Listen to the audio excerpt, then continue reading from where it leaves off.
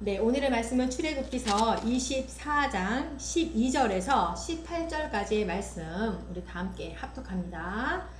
시작. 여호와께서 모세에게 이르시되 너는 산에 올라 내게로 와서 거기 있으라. 내가 그들을 가르치도록 내가 율법과 계명을 친히 기록한 돌판을 내게 주리라.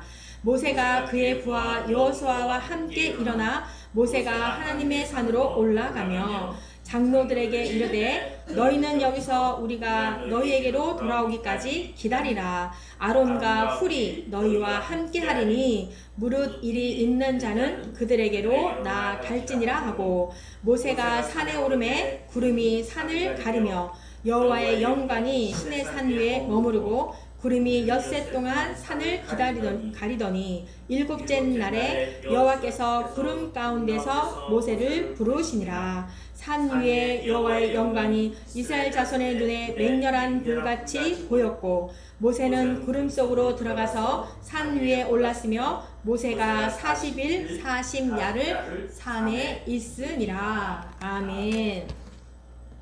네, 하나님께서 친히 기록한 율법과 계명을 주시기 위해서 모세에게 그렇게 말씀하는 거죠. 산에 올라와 내게로 와라. 그리고 거기 있으라. 이렇게 명령을 하십니다. 네, 성경에서는 로마서 7장 14절에 보면은요, 하나님의 그 율법을 신령한 것이다 라고 이렇게 증거하고 있습니다. 그러니까 십계명 돌판이 신령한 것이 아니라 하나님의 말씀이 기록되어 있으니까 그 말씀을 귀하게 여기는 것이고, 그 말씀에 순종하는 것이야말로 경건의 능력이 있다라는 것입니다. 그러니까 우리는 때로는요, 이 돌판에 새겨진 그 말씀보다도 이 돌판을 더 소중히 여기면서 하나님의 말씀으로 가까이 가지 못할 때가 너무나 많습니다. 그러니까 유대인들이나 바리새인들과 같이 그 돌판에 더 중요시하는 거죠. 하나님의 말씀이 아니라. 그래서 하나님의 말씀이 있으니 신령한 것이고 소중한 것이고 하나님의 그 말씀의 능력이 있다는 것입니다. 네, 그 하나님의 율법을 중보자인 모세를 통하여서 이스라엘 백성들에게 전달이 되는 것입니다. 이렇듯 이 율법의 완성으로 오신 그죠? 모든 인류에게 복음을 진리된 말씀을 전달하기 위해서 온전한 중보자가 필요했습니다. 그분이 바로 예수 그리스도이시죠. 그래서 이 땅 가운데 성육신 하신 하나님께서 특별하시고 지혜로운 방법으로 모든 인류에게 이러한 영광스러운 복음, 그 진리를 전달하는 방법이었던 것입니다. 바로 예수 그리스도, 이 땅 가운데 성육신으로 오신 그분이 이런 그분을 통하여서 전달하는 방법이었지요. 모든 인류에게. 하나님의 율법은 이렇게 영원 불변하십니다. 그래서 그리스도께서도 율법은 1.1획도 틀림이 없이 이루어질 것이다. 그리고 그 율법은 영원한 가치를 지니고 있을 것이다. 이렇게 말씀을 합니다. 그러니까 그리스도 안에서 이 율법이 폐하여진 것이 아니라 더욱 완전해지고 성도들에게 적용이 되어서 바로 그리스도의 사랑 계명으로 율법이 완성됐다는 것이에요. 네, 이렇게 이제 명령을 받은 모세가 여호수아와 함께 하나님의 산에 올라갑니다. 그러니까 하나님께서 새겨주신 그 돌판을 받는 일이, 그러니까 돌판을 받는 일이 중요한 것이 아니라 하나님의 말씀이 새겨진 그 돌판을 받는다는 것이 얼마나 영광스러운 일이겠습니까? 그렇죠? 우리에게도 마찬가지로 어떤 의미가 담겨져 있는 그것을 받을 때 되게 중요하잖아요. 그러니까 하나님의 말씀, 즉 복음이 선포되는 일, 그 영광스러운 일, 그죠? 이 하나님의 말씀을 받는 일, 영광스러운 일이잖아요. 이러한 일에는요, 반드시 사단의 방해가 있다라는 거예요. 그러니까 담임 목사님의 이 말씀을 선포하는 시간에도 마찬가지로 주변에는 그 중보 기도 팀 이래가지고 그 기도하는 팀이 있습니다. 그리고 선교 현장에서도 마찬가지로 복음을 전하는 일에 한 동역자는 옆에서 기도를 하는 자가 있습니다. 또한 하나님의 일을 시작할 때나 끝날 때도 항상 기도하는 팀이 있습니다. 이렇게 말씀이 있는 곳에는요, 항상 사단의 방해가 있음을 알고 동역자들은 함께 기도를 해야 하는 것이에요. 이렇게 이제 이스라엘 백성들 간의 계약의 표식으로서 이 율법, 돌판을 받는 것이니 참으로 중요한 일이고 영광스러운 일이고, 그래서 증인으로 진실한 수종 여호수아와 함께 올라간 것이에요. 그러니까 지금도 마찬가지로 복음을 전하는 이 영광스러운 일에는 진실한 증인이 필요합니다. 네, 하나님께서도 이렇게 말씀했습니다. 성도들에게 그리스도의 복음의 진리를 너희들이 충성된 증인이 되어서 사마리아와 땅끝까지 이르러 너희들이 복음의 증인이 되어라, 이렇게 원하신 바가 있습니다. 그래서 우리는 담대하게 하나님의 말씀을 전하는 일에 우리 모두는 증인이 되시기를 축복을 합니다. 네, 우리는 이제 8월 달에 몽골 선교를 갑니다. 일단 아이 한 명까지 해가지고 7명이 갑니다. 이러한 모든 일과 모든 만남은 우연이 없습니다. 그죠? 우연이 아니고 다 하나님의 그 섭리에 따라서 가는 것임을 우리는 다 알고 있습니다.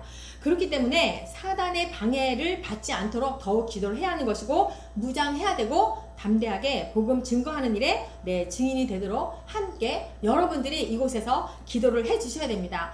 그러니까 사단의 방해는요, 영적인 문제, 육적인 문제, 연합하는 문제, 예배하는 문제, 기도하는 문제, 또 사역하는 모든 일에 방해를 합니다. 그래서 함께 기도하며 협력하는 것이 바로 선교인데요. 여러분들도 동력자가 되어서 함께 기도해 주시기를 소원합니다. 네, 그래서 이제 모세가 여호수아를 이렇게 대동에서 올라간 것은 물론 이 사단의 방해가 있기 때문에 증인으로 대동한 그 이유도 있겠지만, 또 일찍이 이 여호수아를 후계자로 삼기 위해서 지도자의 훈련을 시키고자 이렇게 했을지도 모른다는 생각이 듭니다.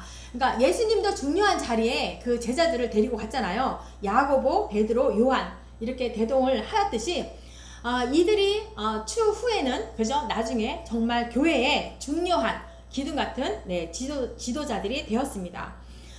이렇듯이 여호수아도 모세의 뒤를 따라서 그 민족들을 가나안까지 인도하는 그죠? 위대한 지도자가 되었습니다. 우리는요, 이 땅 가운데 모두가 사명이 있습니다. 각자 다른 사명일지라도 우리는 모두에게 다 사명이 있습니다. 그런데 가장 중요한 것이 무엇일까요? 예수 제자 세우는 일이 가장 중요할 것 같습니다. 이렇게 모세가 이 여호수아로 후계자로 삼아서 훌륭한 지도자로 양육한 것처럼 우리도 마찬가지로 사명이 있는데요. 각자 다 사명이 있는데 예수 제자 세우는 일이 얼마나 중요한지 모릅니다. 그러니까 가족이 되었든 친구가 되었든 동력자가 되었든 그죠? 선교지에서 만났던 그 누가 되었든지 간에 제자를 세워야 하는 것입니다. 예수 제자로 삶을 살아가며 또 누군가를 제자로 훈련시켜서 세우는 일이 중요하다는 거예요. 마찬가지로 우리가 선교지를 가는데요. 선교지에 가서도 마찬가지로 현지인을 잘 가르쳐서 교회를 세운다라고 하면은 그것이 바로 예수 제자 세우는 일이 아닐까, 이런 생각이 듭니다. 그래서 하나님의 꿈, 나의 꿈으로 삼으셔서 제자 세우는 일에 비전을 가지고 함께 나가시기를 축복합니다. 14절의 말씀 보면은요, 모세가 산에 오르기 전에 장로들에게 그렇게 말을 하는 거예요. 내가 돌아오기까지 너희들은 기다려라. 멋지지요? 마찬가지로 목사님과 제가 몽골 다녀올 때까지 여러분들은 기도하시면서 기다리십시오. 그 모습은 정말 여러분들을 사랑하고, 이 모세도 마찬가지로 백성들이 얼마나 사랑스러웠겠어요. 그 사랑과 지혜로 정말 그 선민다운 목자다운 그런 태도였어요. 그러니까 여러분들도 우리가 선교를 간 다음에도 항상 기도하고 계시기를 축복합니다. 이렇게 여호수아와 모세가요, 우리가 다시 돌아올 것을 백성들에게 약속을 하는 거예요. 이제 하나님을 대면을 하게 되잖아요. 두 명이서 이제 하나님 산을 올라가게 되면, 근데 하나님과 대면을 하게 되면 어떤 일이 벌어질지 모릅니다. 그죠? 그전에도 하나님과 대면했던 사람들은 다 죽었어요. 마찬가지로 모세도 어떠한 일이 일어날지를 모르지만 우리가 반드시 살아서 돌아올 것이다, 이렇게 언약을 하는 것입니다. 이것을 마치 의미적으로 바라보면요, 예수님께서 제자들에게 부활과 재림을 내가 다시 올 것이라는 것을, 부활할 것이고 재림할 것을 언약하시던 그리스도의 그 모형이라고도 할 수가 있습니다. 이처럼 우리는 하나님의 그 큰 일을 할 때에도, 큰 일을 할 때에 모세처럼, 이 모세와 같은 지도자처럼 이 믿음을 가지고 어떠한 일이 일어날지 모르지만 믿음을 가지고 하나님께 나아가는 것입니다. 그러니까 하나님께로 나아가는 자는 뭐라고 했습니까? 그리할 때에 하나님께서 상 주시는 분이심을 우리는 믿어야 할 것입니다. 그리고 뭐라고 말합니까? 돌아올 때까지 기다려라. 그리고 아론과 훌이 너희와 함께 있을 것이다. 나의 부재에 임시로 지도자를 선정해 놓고 너희들 공동체에 무슨 일이 있을 때에 이들과 상의해라. 이렇게 당부를 하는 겁니다. 이렇게 이제 지도자나 직분자들은요, 하나님의 큰 일을 하러 간다 할지라도 남아있는 그 자리에서 은혜롭게 진행되도록 실수하지 말아야 돼요. 마치 우리가 선교를 가면 큰일이고, 당신들은 여기에 그냥 있으니까 아무 일도 아닌 것처럼 그렇게 생각하면은 실수를 하는 것이죠. 하나님의 큰 일을 수행하러 가는 일이나 교회에서 그 본분을 수행하는 일이나 다 소홀히 생각해서는 절대 안 되는 것입니다. 이렇게 이제 모세가 산에 오르니까 하나님의 그 영광이 산을 가리웠습니다. 그러니까 마치 하나님이 이 구름을 통해서 모세와 함께 하심을 나타나는 것이고, 그리고 이 언약의 돌판이 하나님께로부터 주어졌다라는 것을 확증하는 그런 나타내고 있는 모습인 것입니다. 모세는 처음에 어땠습니까? 애굽에서의 삶을 보면은 성품이 그리 온유하고 겸손한 사람은 아니었어요. 그죠? 굉장히 급했던 사람이에요. 그런데 미디안 광야에서 그 양치기를 했잖아요. 장인어른의 그 양치기를 하면서 그 고난 가운데 하나님의 부르심을 통해서 이 모세는 겸손한 지도자가 되었던 것입니다. 이스라엘 백성들이 오늘 말씀인데요. 이스라엘 백성들이 그죠? 광야의 길을 걷게 하신 게 뭐라고 합니까? 하나님이 애굽 땅에서 출애굽을 시켜줬으면, 그저 구원해 주셨으면 이제 좋은 길을, 이제 너희는 나의 백성이야, 이제 좋은 일만 펼쳐질 것이야 하고 주면 되는데 광야의 길을 걷게 했단 말이에요. 그것이 바로 뭐라고 말씀합니까? 너희를 낮추시고 겸손하게 하기 위해서, 그리고 나를 좀 더 알아가라, 그러기 위해서 광야의 길을 걷게 하셨다는 거예요. 그러면서 너희들이 그리할 때에 나의 채워주심을 너희들은 경험하게 될 것이다. 그러면서 하나님께서 뭐라고 하십니까? 그렇지만 너희를 광야에 내가 홀로 두지 않겠다. 내가 지켜주시고 가나안까지 인도하겠다. 이렇게 하나님께서 말씀하시는 겁니다. 그래서 이제 하나님께서 이 시내산에서 돌판을 주시기 전에도 모세는 뭐라고 생각했을까요? 하나님께서 나를 불러주시지 않는다면 아무것도 내가 할 수 없는 자로구나, 이렇게 깨달았을 거예요. 그 깨달은 후에 7일 만에 부르셨다라고 볼 수가 있습니다. 그러니까 우리는 큰 사명을 감당하기 위해서는 더욱더 자기 자신을 점검해야 되고, 그리고 이제 숙고할 기간이 필요함을 이렇게 교훈하고 있는데요. 우리는 어떠한 일보다도 내가 어떠한 일을 감당할 수 있는 그릇으로 내가 준비가 되었는가? 그것을 한번 살펴보는 그러한 습관도 필요할 것입니다. 한번 이 모세의 처지를 한번 생각해 볼까요? 구름 속에서 6일 동안 하나님을 기다리는 거예요. 그죠? 6일 동안 홀로 시내산 정상에서 하나님의 음성을 기다려야만 했던 모세의 그런 심정, 그 처지를 한번 생각해 보십시다. 굉장히, 아니 6일 동안 하나님이 분명히 올라오라고 해서 왔는데 6일 동안 왜 구름 가운데 나를 두게 하시고 왜 이러실까? 그 가운데 부정적인 생각과 의심이 들었을 텐데도 말이죠. 그럼에도 불구하고 모세는 하나님이 나를 만나 주실 거야 라는 그런 하나님의 언약된 말씀을 인내와 믿음으로 기다렸습니다. 이렇게 하나님을 일편단심으로 기다리던 그 모세를 하나님께서는 부르시는 거예요.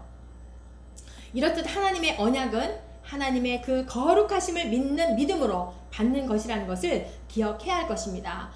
주님의 재림도 마찬가지예요. 날짜를 막 계산하고 숫자를 계산해서 마치 그 언약을 막 점치는 것 같이 그 비성경적인 것으로 말고 오직 정말 거룩한 신앙인으로서 준비하고 기다려야 할 것입니다. 17절 말씀 보니까 산 위에 여호와의 영광이 이스라엘 자손의 눈에 맹렬한 불같이 보였고, 이 불은요 여호와의 영광이 하나님의 공의로우신 심판을 상징하고 있습니다. 그러니까 하나님은 율법을 새긴 그 돌판을 백성들에게 주시기 전에 율법의 이 어미하심과 율법의 공의가 얼마나 무서운 것인지를 인식시키고자 하신 거예요.